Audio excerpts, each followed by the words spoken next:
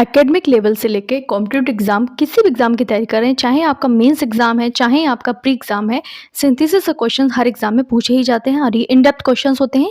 इसमें कन्फ्यूजन क्या होता है कि हमें ये नहीं पता होता है कहाँ हम पार्टिसिपल का यूज़ करके सेंटेंस बनाना है, कहाँ हमें कंजंक्शन लगाना है, कहाँ कॉम्प्लेक्स किस तरीके से बनाना है, किस तरीके से क्या बनाना है। तो आज हम इस वीडियो में अच्छे से समझेंगे। वीडियो को लाइक करना है, 2 से 3 वीडियो में हम पूरे टॉपिक को कवर कर लेंगे।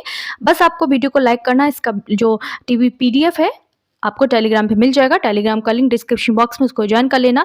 इसका क्या करना है, combine the following sentence into one simple sentence, यानी synthesis of a simple sentence. तो synthesis of a simple sentence को समझने के लिए हमें 2 से 3 रूल्स को समझना होगा, जिससे हमारे जो क्वेश्चंस है उसमें आसानी हो जाएगी और आपको भी बहुत अच्छा लगेगा जब क्वेश्चन आपको आने लगेंगे।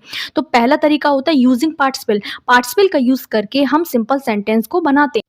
पार्टिसिपल का तो यूज करेंगे ही, तो उसके भी कुछ रूल्स होते हैं। पार्टिसिपल में आप किस तरीके से यूज करेंगे, तो देखो पहला रूल ये कहता है कि ये अगर आपके जिस सेंटेंस में इज, एम, आर, वॉज, वर जैसे वर्ब दिए हुए हैं, याद रखना है आपको। जैसे कि इस सेंटेंस में नहीं है he open the door, he saw a dog, इसमें कुछ भी is, am, are, was, were जैसा नहीं है, तो हम इनकी जगह पर बीइंग का यूज करके सिंपल बनाते हैं।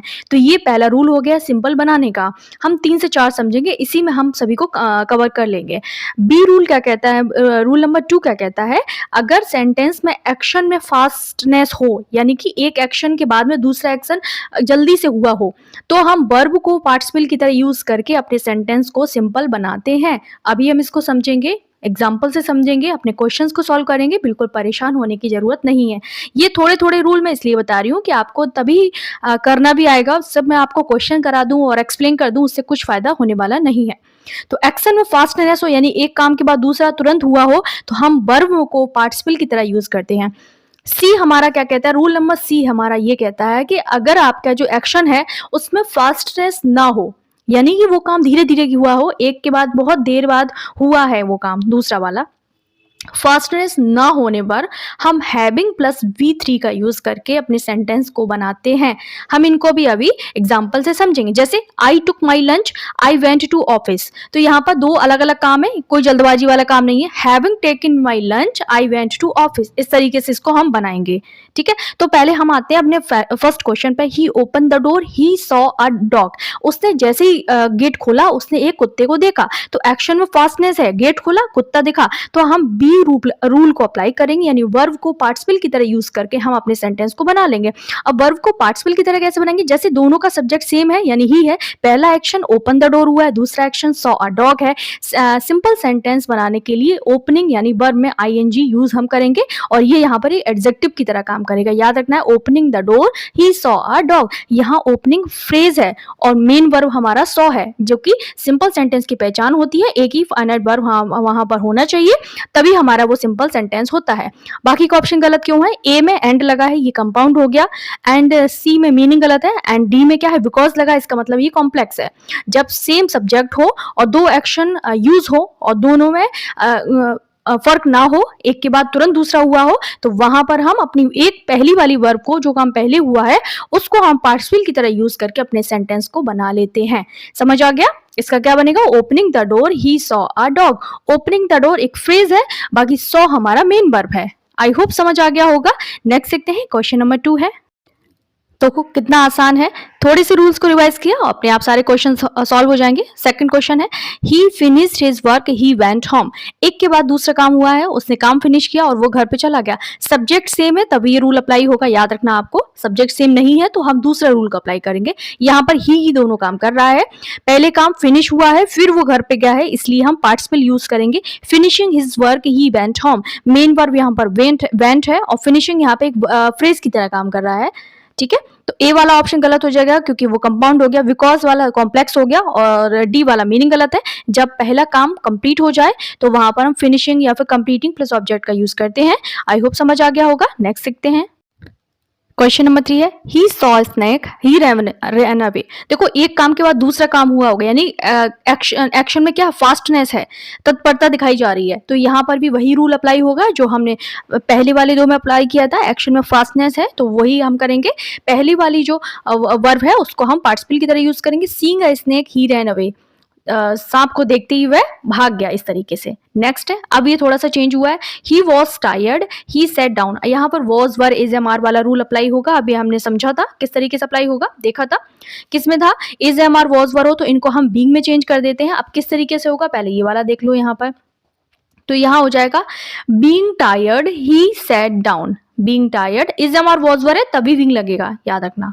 नेक्स्ट है क्वेश्चन नंबर 5 है, ही वर्कड हार्ड ही सक्सीड। तो इसमें राइट ऑप्शन क्या होगा, आप सोच लो यहाँ पर क्या होना चाहिए राइट ऑप्शन। हार्ड वर्क यानी सक्सेस का रीजन है वर्किंग हार्ड ही सक्सीड हो जाएगा। यहाँ पर मेन वर्ब सक्सीड है, कंपाउंड है, ए नंबर पे ए कंपाउंड हो गया, सी गलत है, डी भी रॉन्ग हो जाएगा। जब एफर्ट और रिजल्ट यूज हो तो वर्किंग, स्टडिंग, ट्राइंग, इन सब को प्लस हम एडवर्ब का यूज करते हैं, तो वर्किंग हार्ड ही सक्सीड।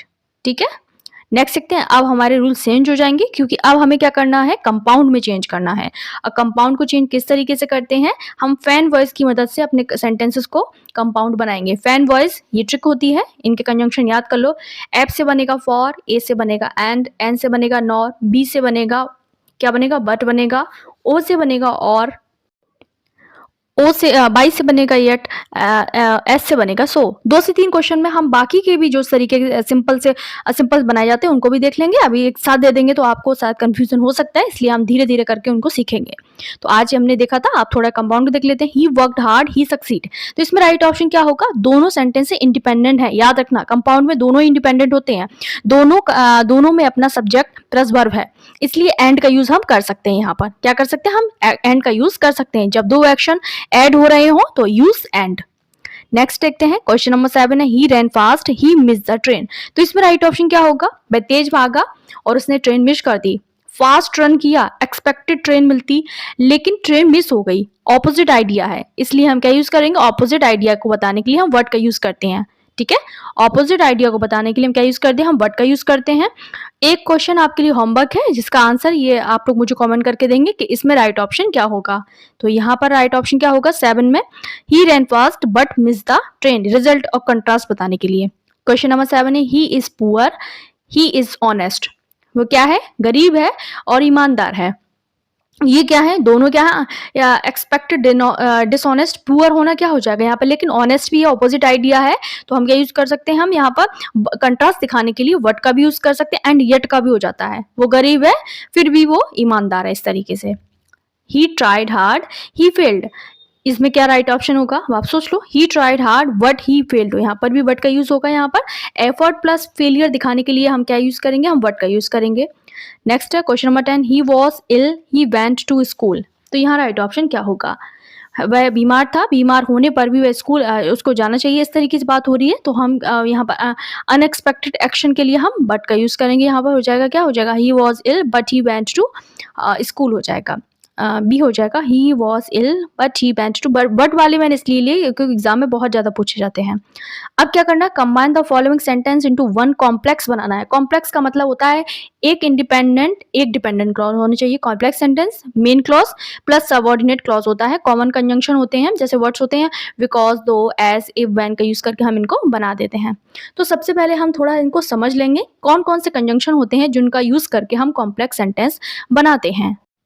रीजन की बात हो रही हो तो बिकॉज का, एज का, सिंस का यूज कर सकते हैं। जैसे he was ill he did not go to school, वह बीमार था इसलिए वो नहीं गया, रीजन बताना है तो हो जाएगा हमारा because he was ill he did not go to school. ठीक है, हमें रीजन बताना था इसलिए हमने कॉम्प्लेक्स बनाने के लिए इसका यूज कर लिया है।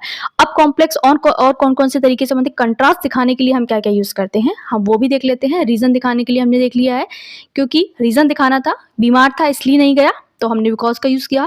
कंट्रास्ट दिखाना हो जब दो चीजों में तो दो, ऑल दो का यूज हम वहां पर करते हैं। अभी इन सभी का यूज आएगा वन बाय वन, हम सबको समझेंगे। तो यहाँ पर हमने क्या देखिए, इवन दो का यूज होता है, दो का, ऑल दो का, इवन दो का, इन सब का यूज करके हम कॉम्प्लेक्स बना लेते हैं। तो हमने देख लिया है, रीजन के लिए हम बिकॉज का यूज करते हैं, एस का यूज करते हैं, सिंस का यूज करते हैं। एस फॉर मीनिंग, पर यहाँ पर बिकॉज का सेंस था तो हमने क्वेश्चन नंबर 11 में because he was ill he did not go to school लिखा है। टाइम की बात की जाएगी, जब टाइम क्लॉज आएगी या टाइम जिसमें एक्सप्रेस किया जाएगा तो वहाँ पर व्हेन का भी यूज़ करेंगे, व्हाइल का भी यूज़ करेंगे, एंड आफ्टर का भी यूज़ करेंगे, बिफोर का भी यूज़ करेंगे। इस तरीके से हम इनको बना लेंगे। तो टाइम के लिए हम क्या यूज़ करते हैं, एज सून एज का भी करते हैं, व्हेन का, व्हाइल का, आफ्टर का, बिफोर का, एज सून एज का। तो एग्जाम में अगर आपको कंजंक्शन याद है, इनको आपको ये वर्ड्स याद हैं, तो आप आसानी से पिक कर सकते हो। उसमें ये पूछा जाता है कोई भी प्री के एग्ज़ाम में या फिर जो डिस्क्रिप्टिव नहीं है, जो मेंस नहीं है जिनमें, तो उनमें ये पूछते हैं कि कौन सा इसमें कॉम्प्लेक्स है, कौन सा कंपाउंड है, इसको कॉम्प्लेक्स में चेंज करेंगे तो कैसे होगा। तो आप अगर आपको ये कंजंक्शन भी याद है तो आप आसानी से एलिमिनेट करके अपना आंसर निकाल सकते हैं। अगर कंडीशन बतानी हो तो इफ़ और अनलेस का भी यूज़ कर सकते हैं, इस तरीके से होता है। एंड जब पर्सन की बात होती है तो हम वहाँ पर हु का भी यूज़ करते हैं, जिस तरीके से कि यही वो मेरी बहन है जो रेड फ्रॉक पहने हैं, ये वही मेरी बहन है। इस तरीके से the girl who is wearing red, इस तरीके से जब बनते हैं तो वहाँ पर हम हु का भी यूज़ करते हैं। नेक्स्ट देखते हैं, क्वेश्चन नंबर 12 है, he is poor, he is happy. वो पुअर है फिर भी क्या है, हैप्पी है। तो यहाँ पर भी हमें क्या दिखाना है, हमें कंट्रास्ट दिखाना है। तो दो का यूज़ कर लेंगे, दो he is poor, he is happy हो जाएगा। क्या हो जाएगा, दो ही इज़ पुअर। कंट्रास्ट हो तो यूज़ करो दो या फिर ऑल दो, दोनों में से किसी का भी यूज़ आप कर सकते हो। नेक्स्ट देखते हैं, क्वेश्चन नंबर 13 है, ही वर्कड हार्ड, ही पास्ड। तो इसमें राइट ऑप्शन क्या होगा, उसने कठिन मेहनत की और पास हो गया। यहाँ पर भी हम क्या बात कर रहे हैं, यहाँ पर हमें एज बिकॉज दोनों का यूज़ कर सकते हैं, रीज़न हो तो एज या बिकॉज का यूज़ कर सकते हैं। तो हो जाएगा as he worked hard he passed. जैसे as she studied she pass, इस तरीके से as he worked hard he pass, reason बताया हमने यहाँ पर। Next question number 14, he was tired he continued working. तो इसमें राइट ऑप्शन क्या होगा, टायर्ड होने के बाद भी वो काम करता रहा। कंट्रास्ट बताया जा रहा है, अनएक्सपेक्टेड एक्शन है, यहाँ पर दो का यूज हम कर देंगे। तो राइट ऑप्शन दो ही was tired he continued working. Right option बावजूद का सेंस दे रहा है। Question 15, he is honest everyone trust him. क्या है, क्या बात की जा रही है कि ऑनेस्ट होना ट्रस्ट का रीजन है, इसलिए हम बिकॉज का यूज करेंगे यहाँ पर। तो बीइंग बनेगा नहीं, सिंपल हो जाएगा, everyone trust him because he is honest हो जाएगा। जैसे people like him because he is kind, इस तरीके से। अब हमें टू का यूज करके सिंपल बनाना है। क्या करना है, he is very weak he can not walk. तो इसको कैसे बनाएंगे हम, टू का सेंस क्या देता है, टू का मतलब होता है इतना कि नहीं कर सकता, ये बात होती है। तो यहाँ पर जो यूज़ होता है, जो स्ट्रक्चर होता है, वो क्या होता है, हमारा सब्जेक्ट होता है, प्लस क्या होता है, इज एम और वाज वर होता है, प्लस क्या हो जाएगा, टू होता है, प्लस एडजेक्टिव होता है, प्लस TO2 वाला होता है, प्लस क्या करते हैं, एडजेक्टिव बाद में TO2 वाला भी टू आता है, एंड फिर वर्ब आती है। यही स्ट्रक्चर हमें हर किसी में, जब टू हटाना हो तो करेंगे और टू लगाना हो तो भी यही हम स्ट्रक्चर फॉलो करते हैं। जैसे जस्ट उल्टा हो जाएगा ना, अगर हटाना है तो, लगाना है तो he is too weak to walk हो जाएगा, सब्जेक्ट हो जाएगा, प्लस इज़मार हो गया, प्लस क्या है, टू है, एडजेक्टिव है, प्लस टू है, प्लस वर्ब है। तो इस तरीके से he is too weak to walk, वो इतना कमज़ोर है कि वह चल भी नहीं सकता। नेक्स्ट देखते हैं, क्वेश्चन नंबर 17 है, he was very tired he could not stand. वो इतना थका है कि वो खड़ा नहीं हो सकता। तो यहाँ पर राइट ऑप्शन क्या होना चाहिए, अब आप सोच लो, यहाँ पर वेरी वीक यानी प्लस कैन नॉट वॉक, तो यहाँ पर यूज होगा, वो क्या हो जाएगा, यहाँ पर he was too tired to stand हो जाएगा। ठीक है, नेक्स्ट है, he is very young he can not vote. वो इतना यंग है कि वोट नहीं कर सकता, he is too young to vote हो जाएगा। नेक्स्ट है, combine the following sentence using enough to का यूज़ करके हमें सेंटेंस को कंबाइन करना है। इस तरीके से एग्जाम में आते हैं क्वेश्चंस, तो इनका भी स्ट्रक्चर होता है, वो हम फॉलो करते हैं। Subject plus is am are plus adjective plus enough plus to plus verb का यूज़ करते हैं। इसका मतलब होता है इतना कि कर सकता है। अभी था टू में इतना कि नहीं कर सकता, इनफ टू का मतलब है इतना कि कर सकता है, इस तरीके से सेंस देता है। समझ आ गया, मतलब इसका होता है काफ़ी या फिर इतना कि कर सकता है। जस्ट आप उसका उल्टा ही मान लो, टू का इनफ टू। तो इस तरीके के स्ट्रक्चर एग्जाम में पूछे जाते हैं, इसलिए मैं इंक्लूड किया है। वही आपको एग्जाम ओरिएंटेड हमारे चैनल पे मिलेगा कंटेंट, जो एग्जाम में पूछा जाता है। आपको बस वीडियो को वॉच करना है, अब वैसे आपको रेगुलर वीडियोस मिलते रहेंगे। तो he is strong enough to lift the box, ठीक है, he is strong enough to lift the box. Last question है, he is clever he runs he is clever he can solve the problem. तो वो इतना चतुर है कि problem को सॉल्व कर सकता है कि वो यानी कि काफ़ी है, तो यही सेंस देना है ना, वो काफ़ी है। तो हो जाएगा बी, हो जाएगा he is clever enough to solve the problem. Right option यहाँ पर बी हो जाएगा, he is clever enough to solve the problem. तो ये थे आज के 20 क्वेश्चंस, आपको कैसे लगे? वीडियो का होमवर्क जो मैंने दिया है आपको, वो मुझे कमेंट करके इसका आंसर दे देना। मिलते हैं अगली वीडियो में, तब तक के लिए बाय बाय। एंड इसका जो पीडीएफ है आपको हमारे टेलीग्राम पे मिल जाएगा। तब तक के लिए